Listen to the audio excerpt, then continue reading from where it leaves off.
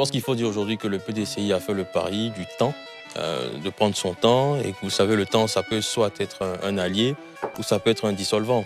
Alors, il faut rappeler les choses aujourd'hui, c'est que depuis le départ du président Bédié, il y a une sorte de vide institutionnel qui a pu se créer au sein du PDCI. Quand on a suivi après avec la candidature interne du président Thiam qui avait été contestée par certains cadres du PDCI.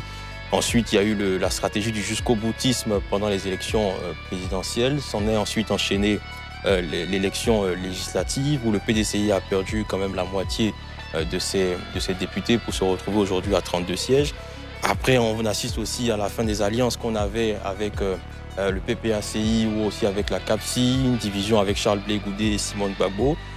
Ensuite, on termine avec des sortes de brouilles internes avec certains cadres dont Jean-Marc Yassé, Emou, etc.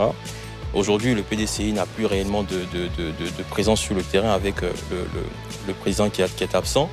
Donc quand on parle de bon moment, on se pose la question... Le président est absent, mais les activités se tiennent. Hein. On a vu par exemple cette conférence de presse qui sonne aussi comme une remobilisation de ce qu'il l'a dit clairement. Les actions se tiennent, mais après je me demande, est-ce que la stratégie du télétravail est celle qu'il faut aujourd'hui au PDCI? Je pense qu'un parti politique vit bien évidemment à travers sa présence sur le terrain. On a pu le voir pendant les élections législatives.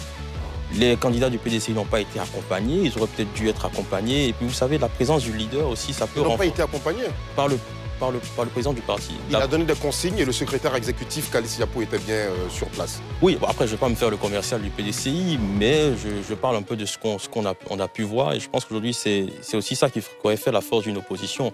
Et puis voilà. Très bien. Si ce contenu t'a plu, abonne-toi, like et active la cloche de notification pour ne rien rater de l'actualité politique africaine.